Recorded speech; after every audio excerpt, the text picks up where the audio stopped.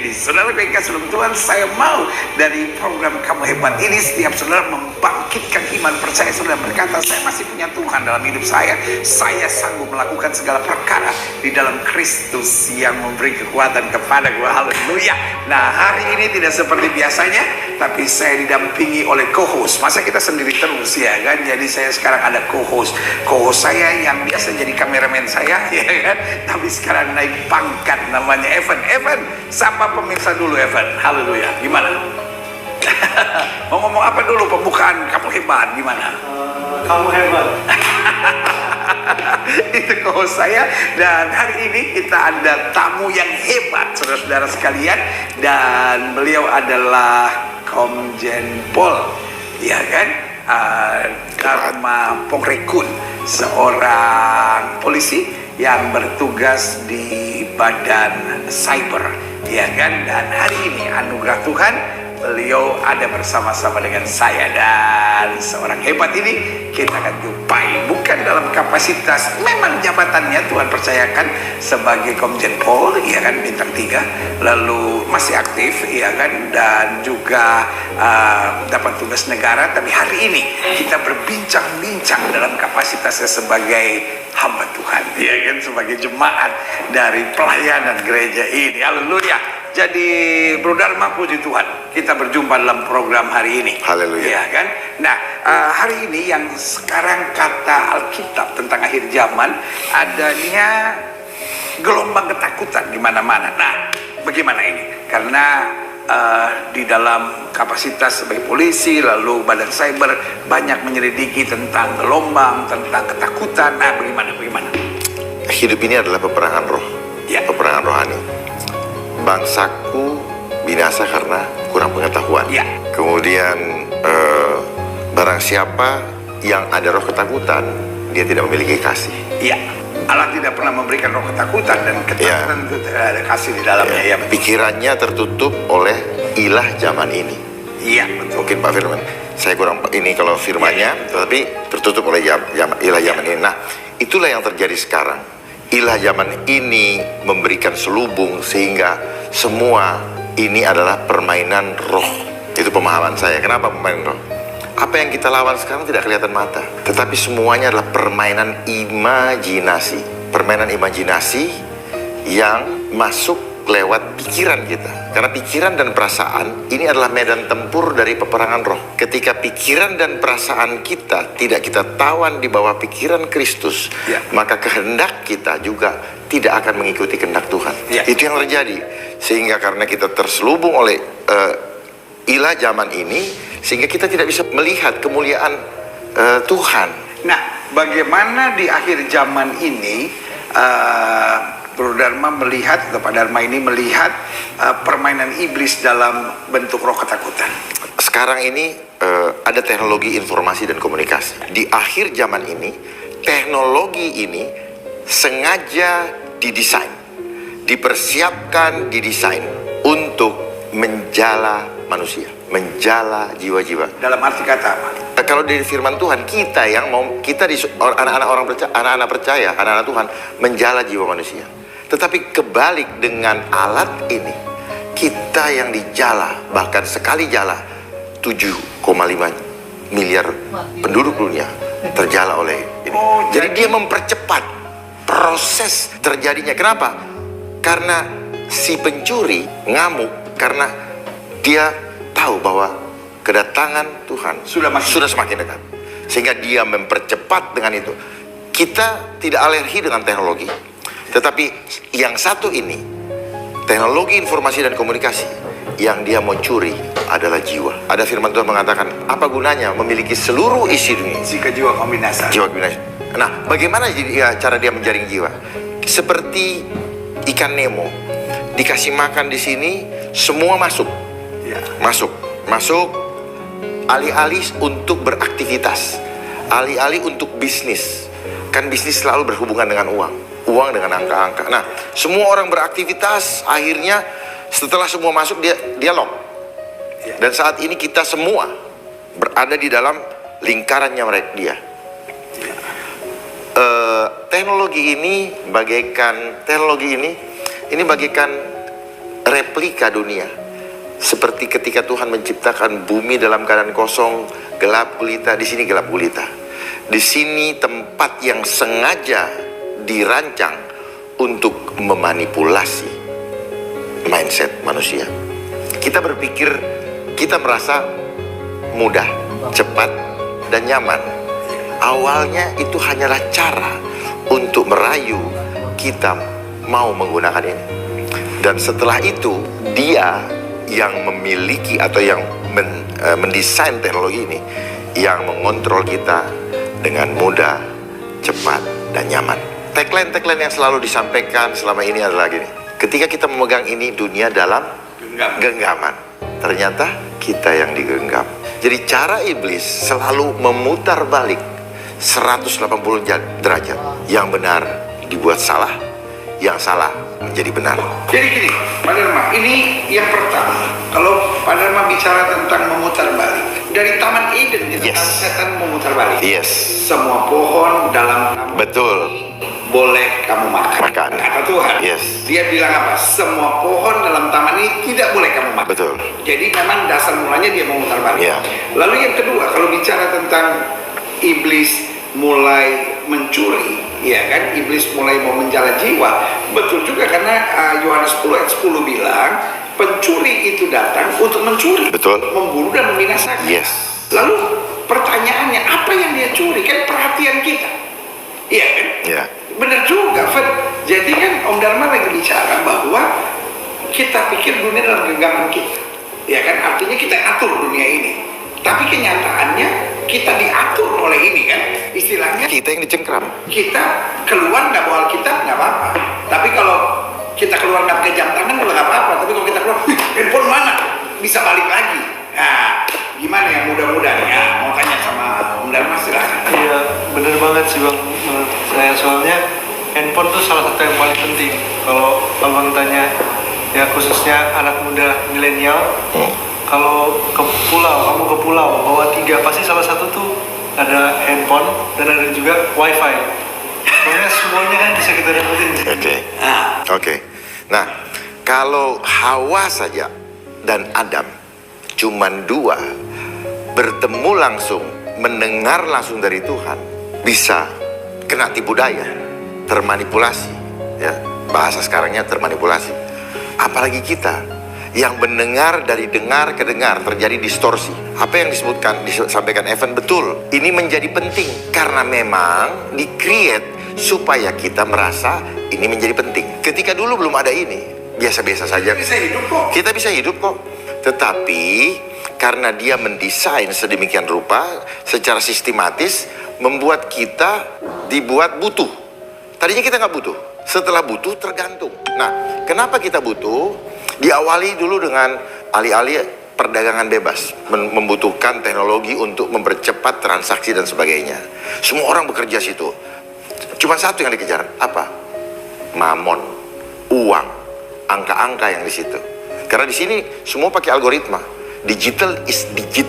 Digit itu angka. Nah, jadi semua ini ya Pak Pendeta digiring untuk ini, termasuk Pak Pendeta, semua dimasuk pikiran kita. Kenapa? Kalau kita merasa ini barang berbahaya atau nyetrum, kita nggak akan pakai.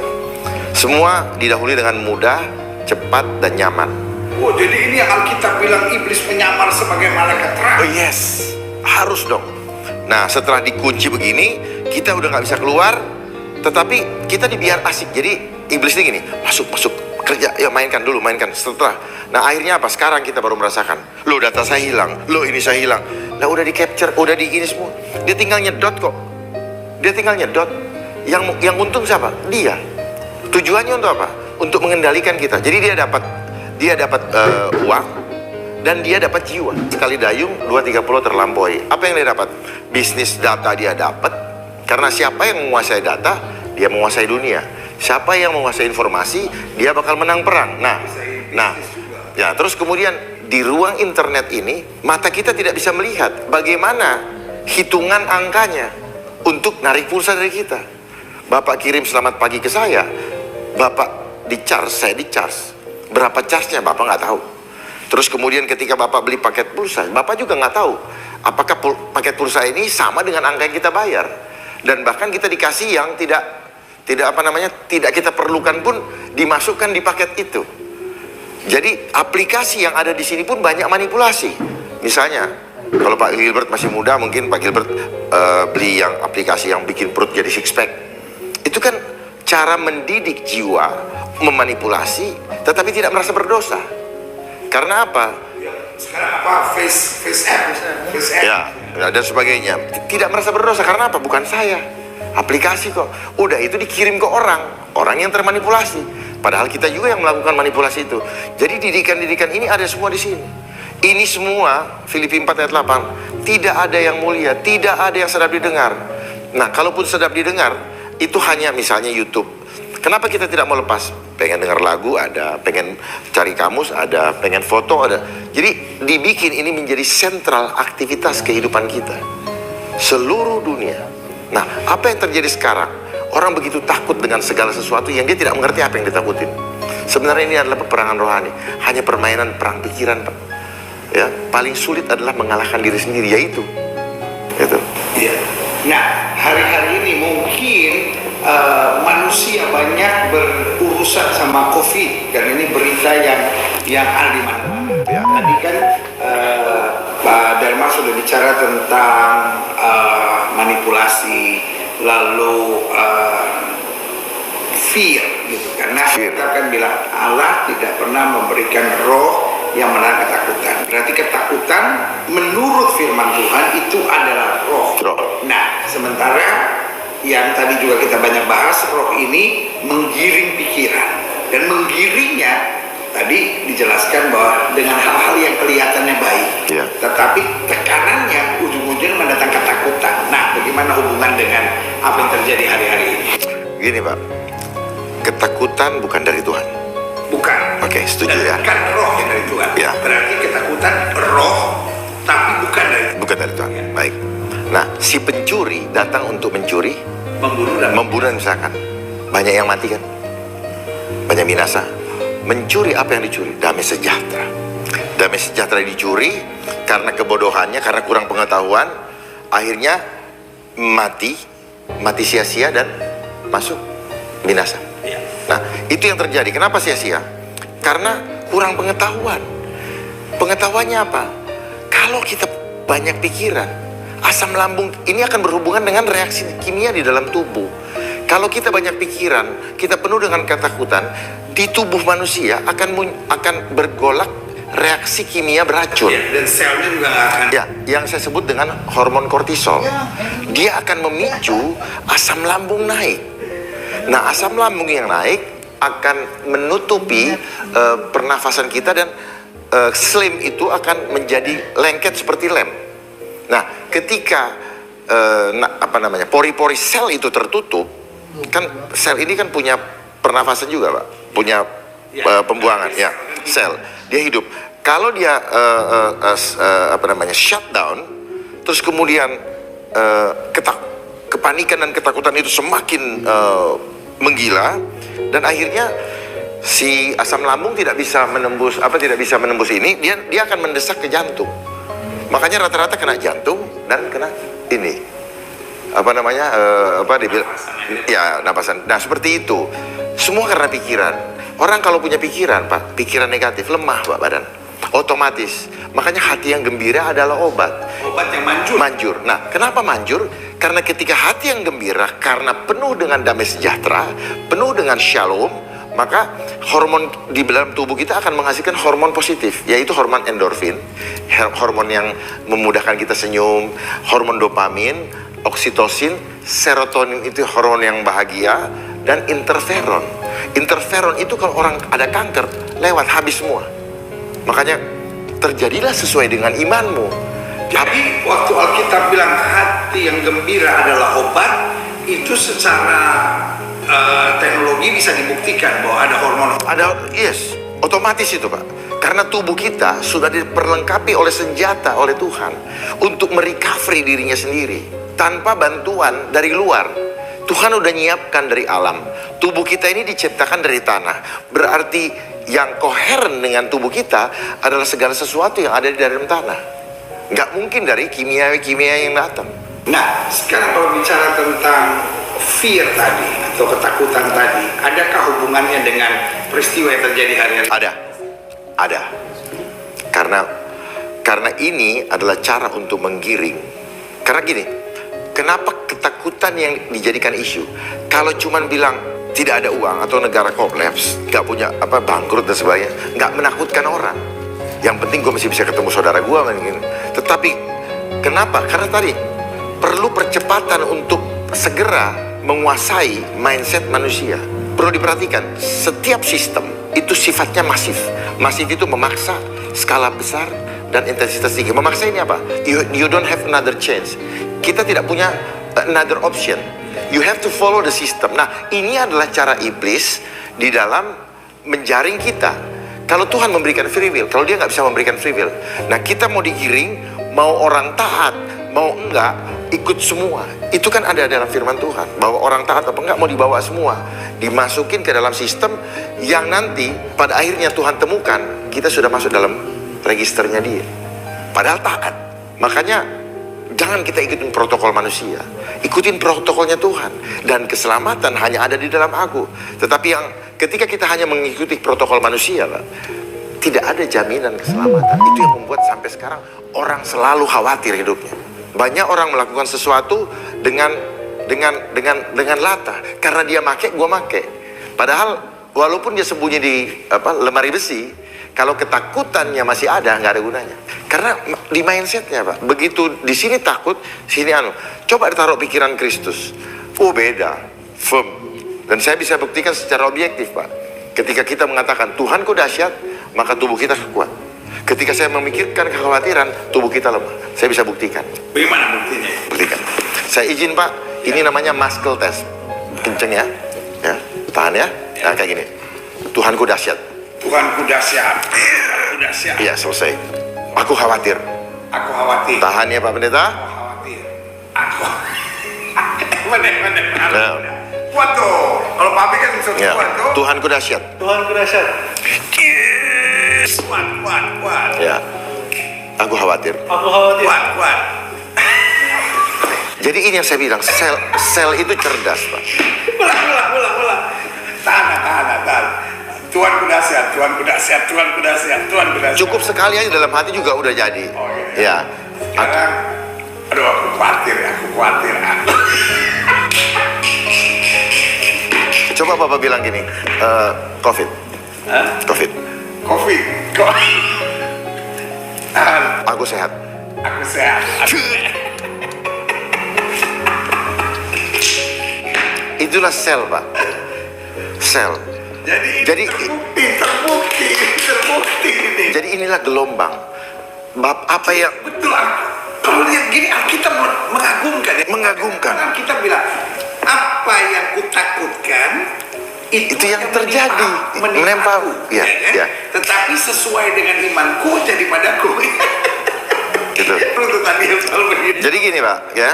Apa saja kalau dipropagandakan, kayak misalnya jualan, misalnya Evans gitu. Wah, terus semua media mendukung, semua di sini mendukung, semua gitu. Jadi barang itu. Oh, Jadi ini permainan ada pepatah bahasa imajinasi. ini. Dari semut yang kecil bisa dijadikan gajah yang besar.